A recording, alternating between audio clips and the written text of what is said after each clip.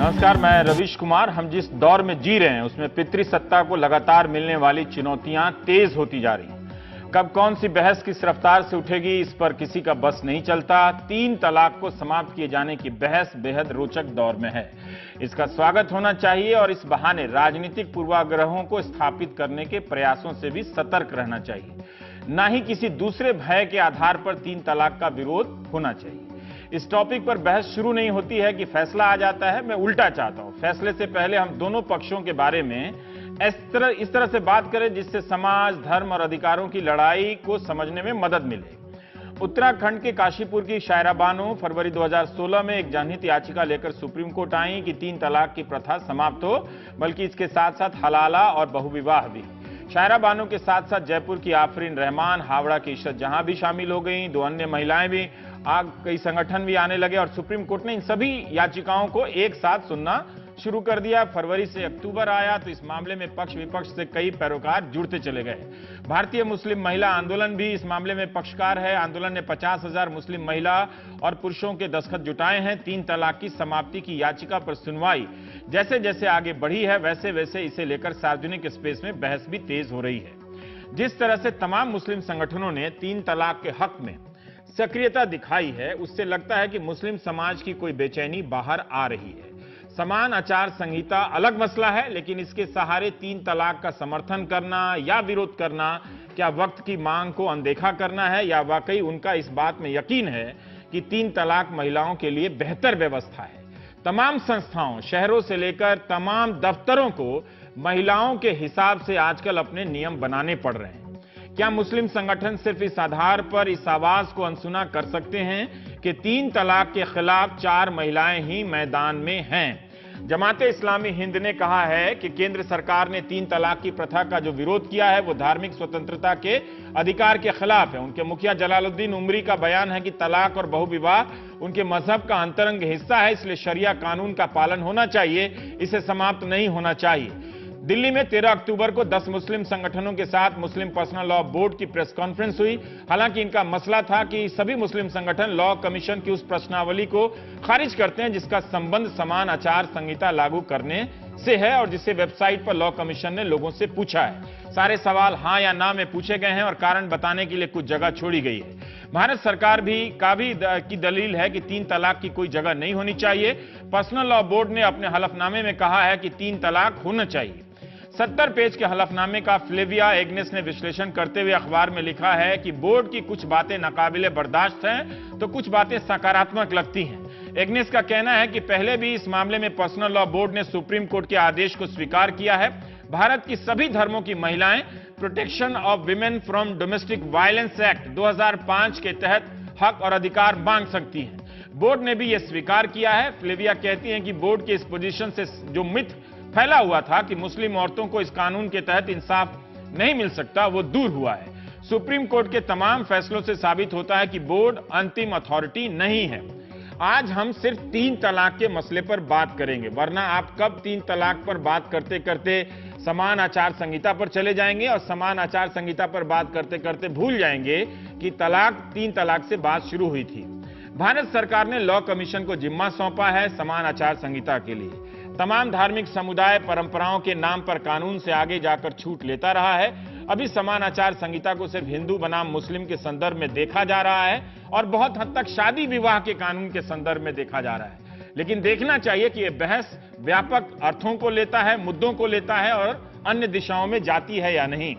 क्या इस सभी धर्मों और समाजों की परंपराओं को भी एक कानून के तहत लाया जाएगा या उसकी कोशिश हो रही है, या इसका इशारा प्रश्नावली में है? जैसे हैदराबाद की 13 साल की आराधना जैन परंपरा के अनुसार 68 दिनों का उपवास करती हैं। इसके नतीजे में वो इतनी कमजोर हो जाती हैं कि वो उनकी मौत का कारण बनता है। पुलिस मामले की जांच कर रही है कि कहीं मां बाप ने उकसाया तो नहीं, इसकी आलोचना हो रही है। जैन समाज के संतों का कहना है कि उनकी परंपराओं के आगे लोग ना आए, लोग उनके समुदाय को बदनाम कर रहे हैं। यानी जैन संत मोक्ष प्राप्ति की दिशा में इस उपवास का समर्थन कर रहे हैं, अपनी धार्मिक परंपरा का बचाव कर रहे हैं। क्या सरकार इन परंपराओं पर भी रोक लगाने के बारे में पहल करेगी, या 13 साल की लड़की 68 दिन का उपवास ना करे इसे लेकर कोई कानून बनाएगी?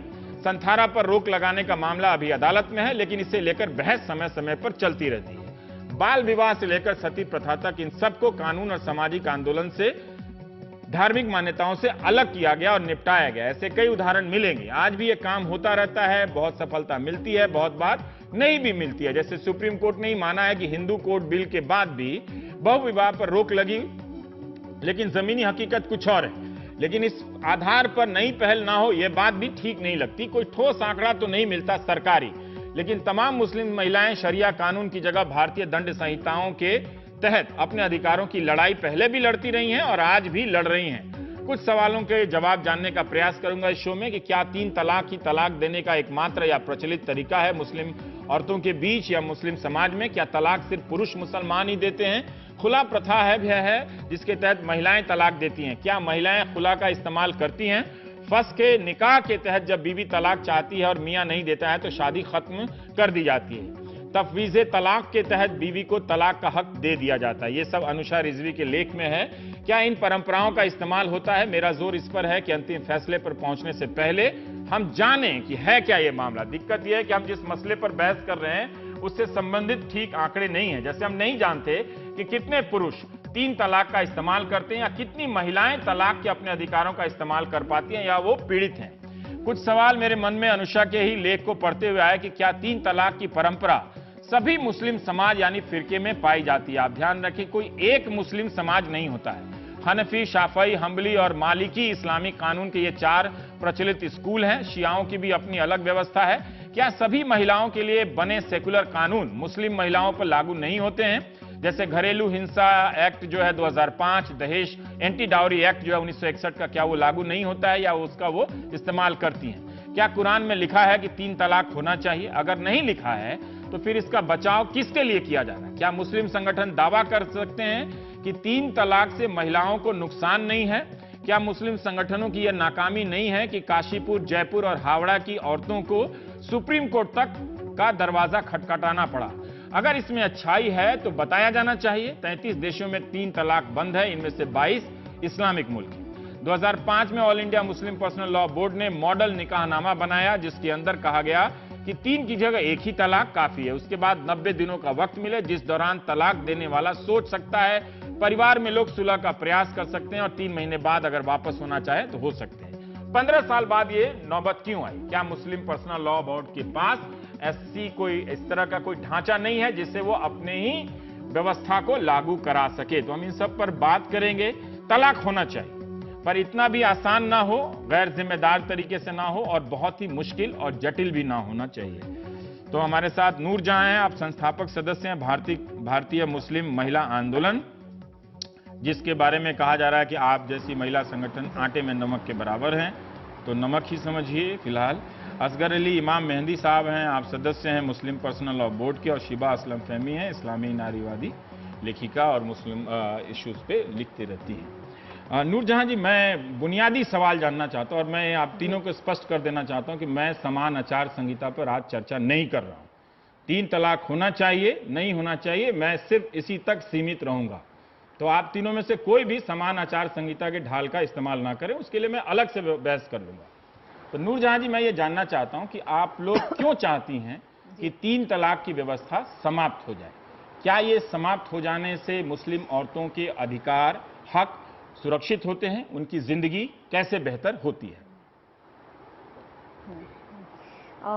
रवीश जी, पिछले 10 साल से भारतीय मुस्लिम महिला आंदोलन का जो देश भर में काम है उसमें तकरीबन हर स्टेट में हम ये देखते हैं कि मुस्लिम औरतें हमारे पास आती हैं, हमारे सेंटर्स पे आती हैं और उनके कई और समस्याएं हैं। उसमें एक ये समस्या और ये कठिनाई वो लेकर आती है कि मेरे शौहर ने मुझे जुबान से तलाक दे दिया है, या मेरे शौहर ने मुझे SMS करके तलाक दे दिया है, या मैं सोई थी और मैं जब सोकर उठी तब मेरे शौहर ने कहा जब तू सोई थी तब मैंने तुझे तलाक दे दिया, अब तू घर से निकल जा।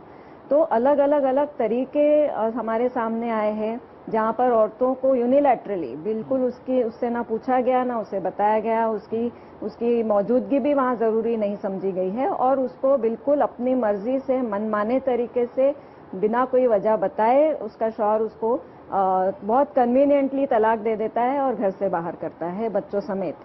तो ये जो तरीका है उससे ये होता है कि जब निकाह करते हैं तब निकाह कबूल करने का की जो बात है वो दोनों की तरफ से होनी चाहिए। जब दोनों कबूल है कहते हैं तब जाके वो निकाह फाइनल होता है। फिर वही निकाह तोड़ने के लिए सिर्फ एक पार्टी कैसे जिम्मेदार हो जाती है। और ये मसला पूरे देश भर के अलग अलग कोने से हमारे सामने आया है। बिल्कुल उसी वक्त इंस्टेंटली वो रिश्ता टूट जाता है। जब ये औरत परेशान होकर काजी के पास या मौलाना के पास जाती है कि ऐसा तलाक हुआ है, क्या किया जाए, तो उससे ये कहा जाता है तुम्हारी ये तलाक हो गई है, बिल्कुल ये वाजिब तरीका है तलाक देने का, अब कुछ नहीं हो सकता, आपका तलाक हो गया आपके शौहर के साथ। जब वो पुलिस स्टेशन जाती है तब उसको ये बोला जाता है आपके समाज में तो ये होता है, आपके समाज में तो इसी तरह से तलाक दी जाती है, अब हम कुछ नहीं कर सकते हैं।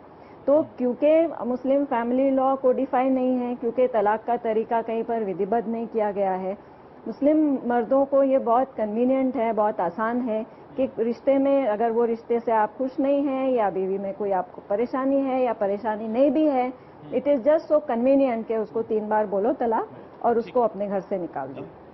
अब तो ये जो पूरा प्रोसेस है ये खत्म होने की जरूरत है।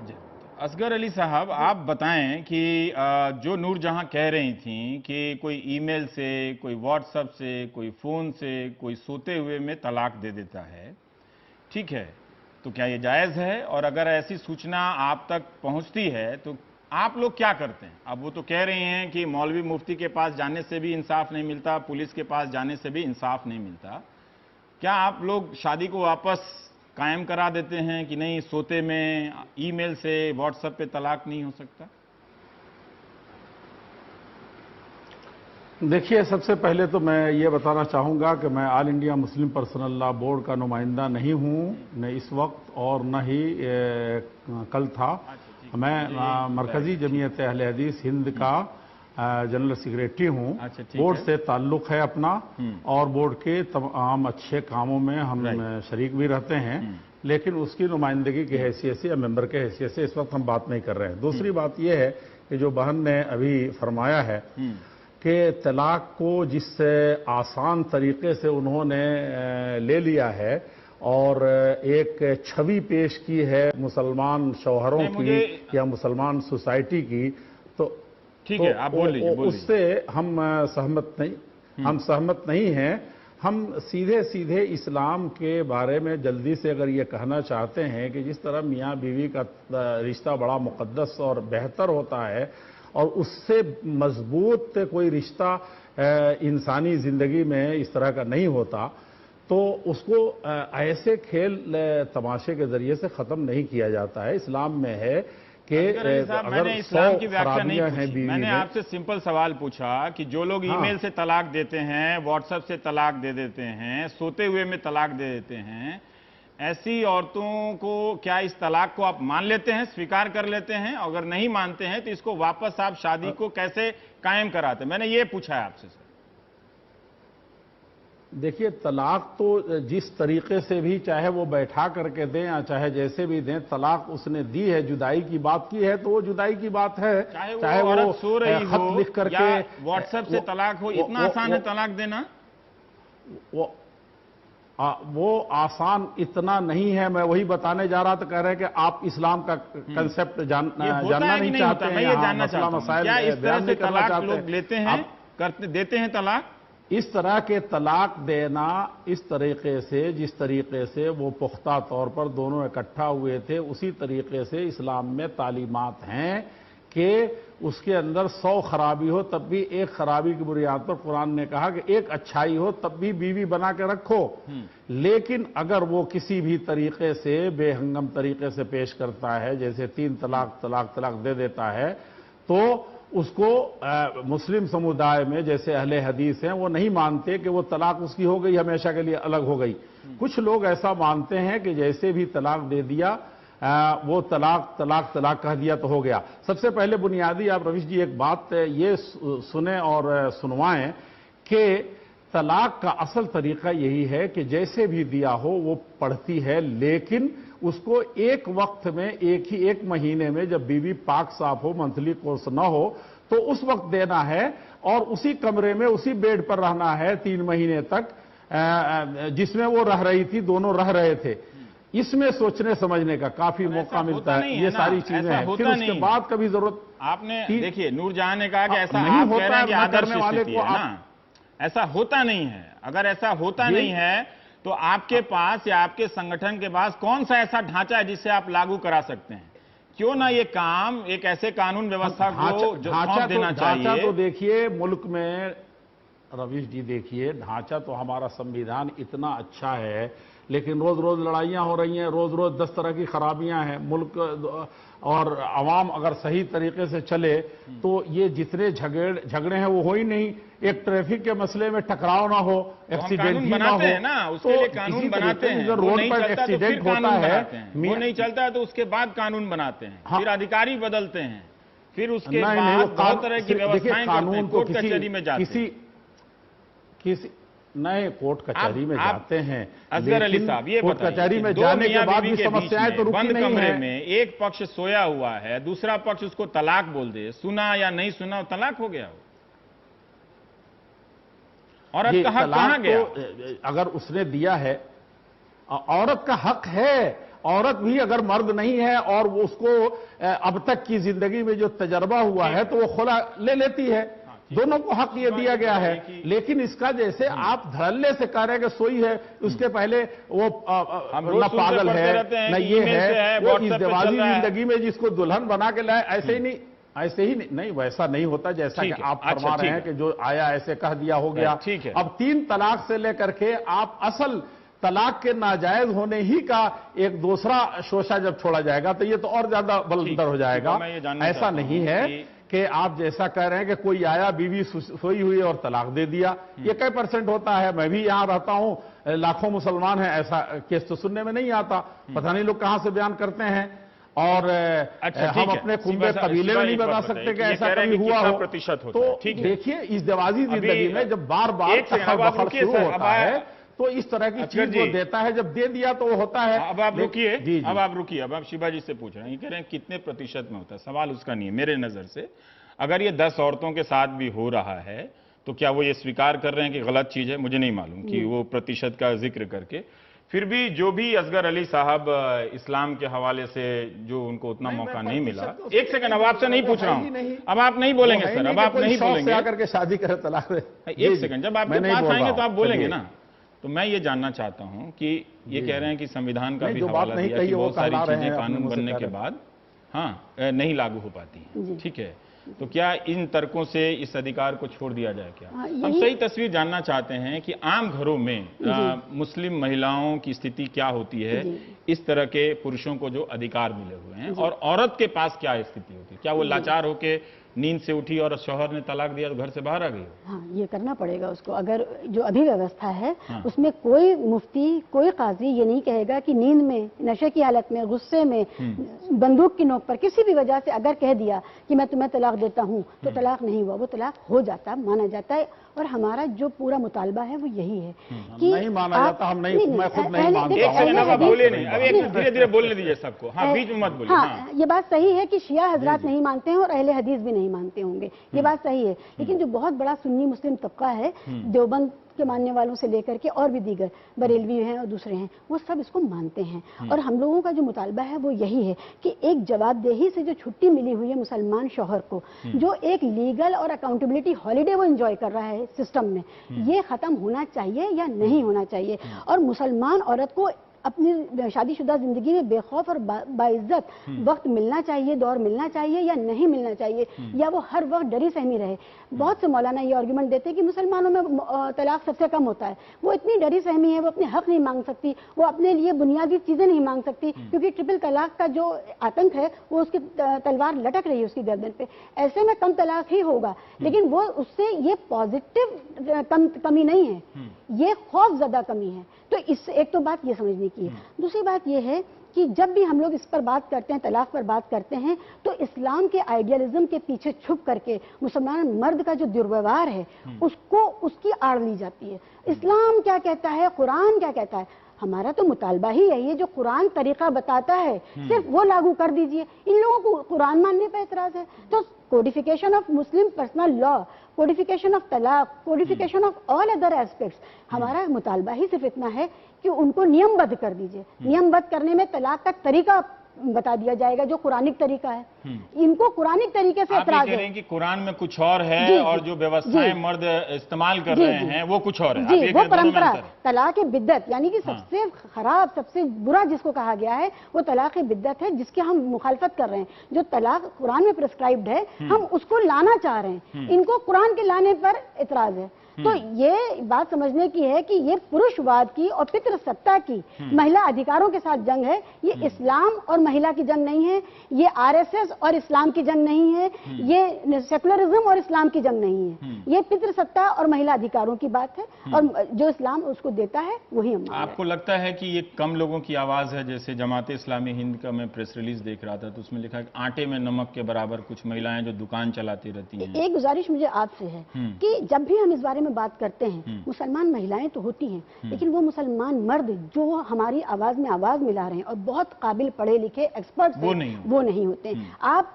प्रोफेसर ताहिर महमूद जैसे लोगों को लाइए, आप आरिफ मोहम्मद खान जैसे लोगों को लाइए, आप जावेद आनंद जैसे लोगों को लाइए, जो लगातार हर तरह की मुस्लिम कौम के लिए लड़ाइयां लड़ रहे हैं, पॉजिटिव बातें कर रहे हैं, जानकार हैं, एक्सपर्ट्स हैं। ठीक है, वो 8 साल मदरसे में बैठ के कुरान को रटना सीख के नहीं आए हैं सिर्फ, वो इस्लामिक स्टडीज के स्कॉलर हैं, वो पर्सनल लॉ के स्कॉलर्स हैं। ठीक है, उनको भी लाइए, तब ये पता चलेगा ये आटे में नमक नहीं है, ये लूजर्स हैं, ये हारती हुई लड़ाई लड़ रहे हैं। लेकिन क्योंकि ये पर्सनल लॉ बोर्ड हारती हुई लड़ाई लड़ रहा है। मैं एक बुनियादी सवाल मैं जानना चाहता हूं कि मान लीजिए कि जो मुस्लिम पर्सनल लॉ बोर्ड की बात हो रही है, अगर कोई मुसलमान औरत उसके साथ नाइंसाफी होती है, तो अगर वो किसी गांव में है, किसी कस्बे में है, तो मुस्लिम पर्सनल लॉ बोर्ड का क्या ढांचा है जिसके पास जाकर वो इंसाफ मांग सकती है? क्या तरीका है? मैं ये बहुत बेसिक सवाल पूछ रहा हूं, लेकिन मैं बाकी दर्शकों के लिए जानना। मुस्लिम पर्सनल लॉ बोर्ड का बाज़ाब्ता आधिकारिक तौर पे कोई ढांचा नहीं है।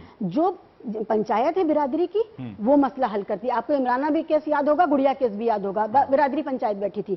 उसके अलावा जो शहर में, जो कस्बा है, शहर है, उसमें जो कजियाहत है, काजी कोर्ट्स हैं, वहां वो जाती है। वहां पर उसको इंसाफ मिल भी सकता है, नहीं भी मिल सकता है। जो पक्ष भारी होता है पैसे से, ताकत से, सामाजिक पृष्ठभूमि से और राजनीतिक तौर पे, वो उसको न्याय मिलेगा या उसके पक्ष में फैसला होगा। क्या ये काजी कोर्ट हर जगह है? ना, हर जगह नहीं है। बिरादरी पंचायतें हैं, क्योंकि बिरादरियां हैं, जात पंचायत है, बिरादरी पंचायत है, तो वो जनरली होती हैं। और बिरादरी पंचायतों में जो लोकल ट्रेडिशन है, वो हिंदू मुस्लिम ट्रेडिशन का मिक्स होता है, उस हिसाब से फैसला आता है। और ये इसका सबसे बड़ा उदाहरण गुड़िया का केस है, इमराना का केस है।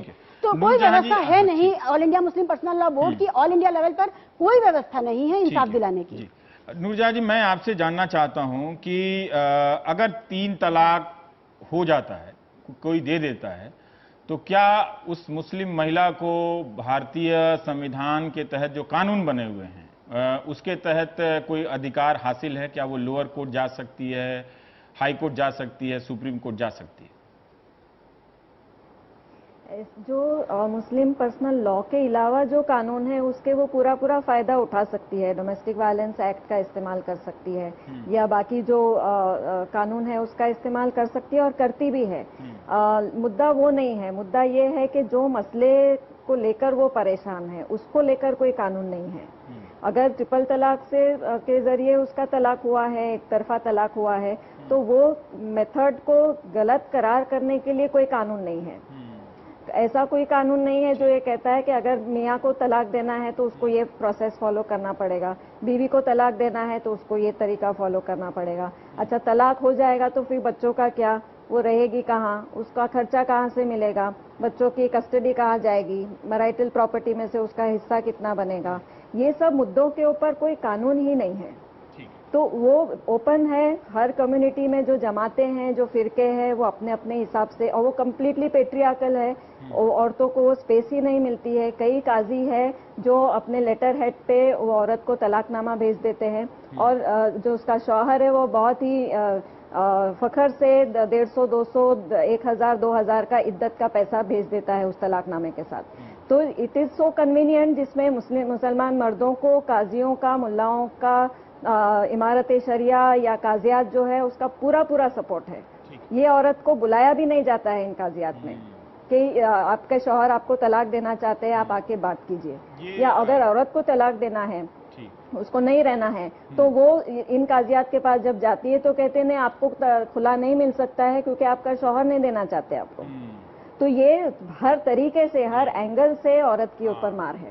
तो हम ये चाहते हैं कि एक कानून बने, एक कानून बने जिसको जो मुस्लिम औरतों के, मुस्लिम पर्सनल लॉ, फैमिली लॉ के सारे मुद्दों के ऊपर एक कानून बने और इमीडिएटली अर्जेंट बेसिस पर ट्रिपल तलाक के ऊपर एक कानून बने, जहां पर ये लिखा जाए, पार्लियामेंट के जरिए एक कानून बने जहां पर जो कुरान में जैसे शिवाजी ने बताया जो तरीका है तलाक का, वो उसको कोडिफाई किया जाए और इंस्टेंट झटपट मनमानी तलाक जो आदमी आज दे रहे हैं उसके ऊपर कानूनी प्रतिबंध दोनों शिबा और आप दोनों कह रही हैं कि कुरान के तहत ही जो हमें प्रक्रिया तय है वही मिल जाए तो काफी है। हाँ? ये जो 3 तलाक है उसका जिक्र नहीं है।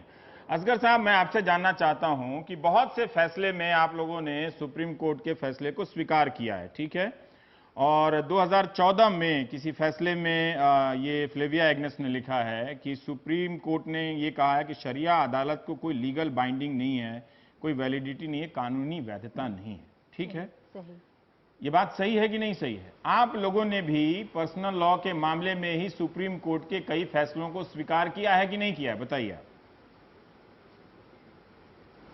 देखिए, स्वीकार करने का क्या मतलब है कि हमने कहा है कि कोर्ट कभी कभी मामला तूल खींचता है तो मुस्लिम पर्सनल लॉ के लोग उसमें आते हैं, जैसे अभी आए हैं, जिससे उसमें मुस्लिम पर्सनल लॉ में मुदाखलत या किसी तरह का इंटरफेयर जब देखते हैं तो वो लोग आते हैं। अब इस तरह से कोई जगह से पास हो गया तो उस वक्त मुस्लिम पर्सनल लॉ ने कोई सीरियसली मसला नहीं लिया तो उसको आप समझते कि एक्सेप्ट करते हैं, तो वो एक्सेप्ट करना उसको नहीं कहा जाएगा। केस आते हैं जाते हैं, दसियों केस ऐसे हो रहे हैं, लेकिन कभी ये नहीं कि मुस्लिम पर्सनल लॉ ने कहा कि हाँ उसके जो पर्सनल लॉ में है उसके खिलाफ कोई फैसला हुआ, मुस्लिम पर्सनल लॉ कहा कि हम उसको साथ करते हैं। ये हमको नहीं याद है, ना मालूम है।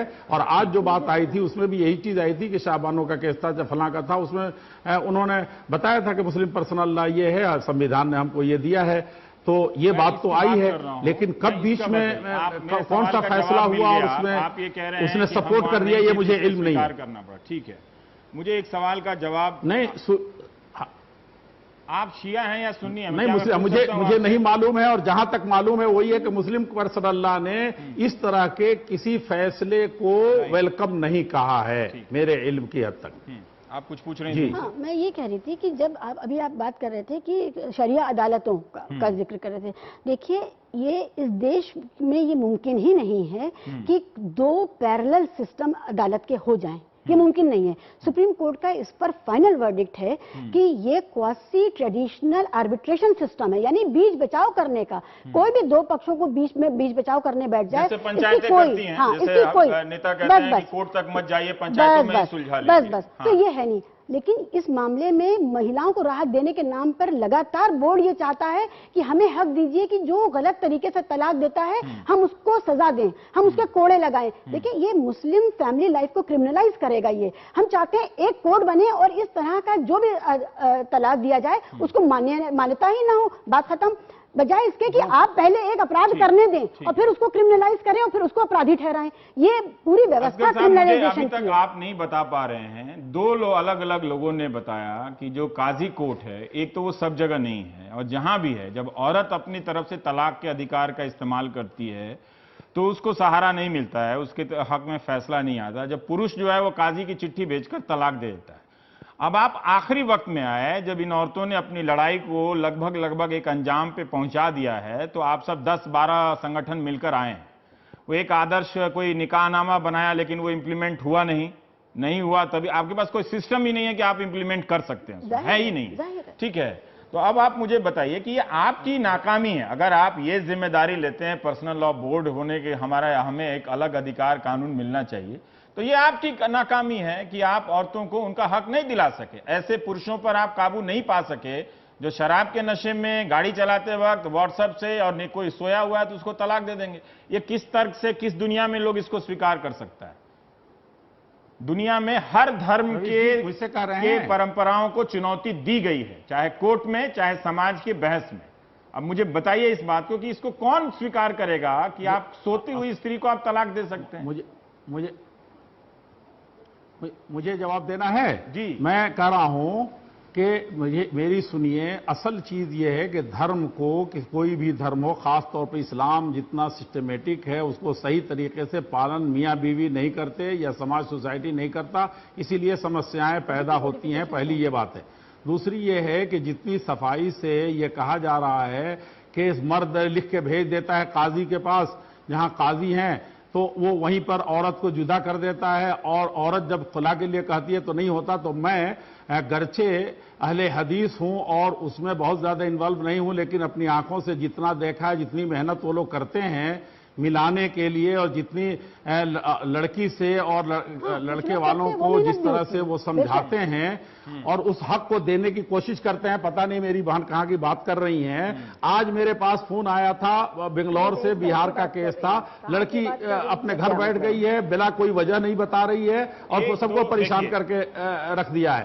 तो ये मैं आपको नंबर दे सकता हूँ। अभी बंगाल का एक और केस आया था जो लड़की ही की तरफ से मसला था। यहाँ लड़की लड़के का झगड़ा मसला नहीं है, यहाँ ये है कि हक दिया जाए और सही तरीके से अपने धर्म का पालन किया जाए तो सही माने में उनको मिल जाए। तलाक देता है वो नहीं देना चाहिए, वो गैर इस्लामी है, वो कैसे इस्लामिक हो सकता है? नहीं देना चाहिए। मैं उसको कह रहा हूं इस्लामिक बोलिए ना कि है, बहुत पसंद है, लेकिन ऐसे उस पर रोक लगनी चाहिए कि नहीं लगनी चाहिए? अभी तो आप कह रहे हैं इस्लाम को बिल्कुल नापसंदीदा है। ये कानून ये अगर हट जाएगा तो मजहब को क्या फर्क पड़ता है? तो और अच्छा हो जाएगा। जैसे सती विवाह प्रथा जो समाप्त हो गई, बाल विवाह समाप्त हो गया, तो हिंदू धर्म को खतरे में पड़ गया क्या? वो तो और अच्छा हो गया। आप सीधे कहते हैं कि एक आदमी डूब गया है तो उसको जरूर उसके घर वालों को सजा दो। उससे पहले आप नहीं देख रहे हैं कि वो कैसे डूबा, क्योंकि डूबा, आप सजा दे रहे हैं कि नहीं तुमने डुबा दिया है। गलत बोल रहे हैं। तो हम वही बताना चाहते हैं कि जब मियां बीवी में न बनने की कोई सूरत नहीं होती। नहीं, समस्याओं की बात नहीं कर रहा हूं मैं, ये कह रहा हूं कि आप ऐसे ही कोई पागल है कि नहीं आगे कह देता है कि चला। हाँ, ये है। नहीं, मैं कह रहा हूं कि कोई शराब पी के आता है, हम मानते हैं, हम तो कहते हैं कि तलाक नहीं पड़ी। शराब पी के आया, कहते हैं कि तलाक नहीं पड़ी, गुस्से में आया, तलाक नहीं पड़ी। हारी हुई लड़ाई है आप लोगों की, ये देश संविधान से ही चलेगा और संविधान में मुस्लिम पर्सनल लॉ को कोई प्रोटेक्शन नहीं है। ये भलमनसाहट है इन सरकारों की कि मुस्लिम पर्सनल लॉ को जारी रखे हुए हैं। अगर आप इस पर किसी तरह की मुदाखलत नहीं चाहते हैं तो समझिए आप इसको खतरे में डाल रहे हैं। आप धर्म को समझें और जिस इस्लाम का सही माने उसको पढ़े और उस पर रहे। हर आदमी धर्म को चेंज नहीं करेगा। आपको समझ में जाएगा 3 तलाक सही है या नहीं है? अगर नहीं है तो कहिए सही नहीं है। हर आदमी मेरी तरह धर्म को चेंज नहीं करेगा। नहीं करेंगे तो दूसरा दखल देगा। जब देता है, देता रहा है और देगा। रात में आकर के वो गला दबा अधिकारों के हनन गला दबा करके डाल देता है। जैसे इस भारत में रोज रोज हो रहा है, तो वो क्या हो रहा है? जो आवाज ये बताइए, उसे आप दबा नहीं पाएंगे। बहुत बहुत शुक्रिया। हमें एक ब्रेक लेना पड़ेगा। हमारी कोशिश यही थी कि हम इस प्रक्रिया को समझें कि क्यों ये मांग उठ रही है, विरोध की जो आवाज है उसकी तार्किकता कहां है, और जो लोग लड़ रहे हैं वो किस ईमानदारी से लड़ रहे हैं। तो देखिए, समझिए, इसमें जानने के लिए बहुत कुछ है। समान आचार संहिता ये बिल्कुल ही अलग मसला है, इस पर भी हम बात कर लेंगे। छोटा सा एक ब्रेक लेते हैं, फिर करेंगे।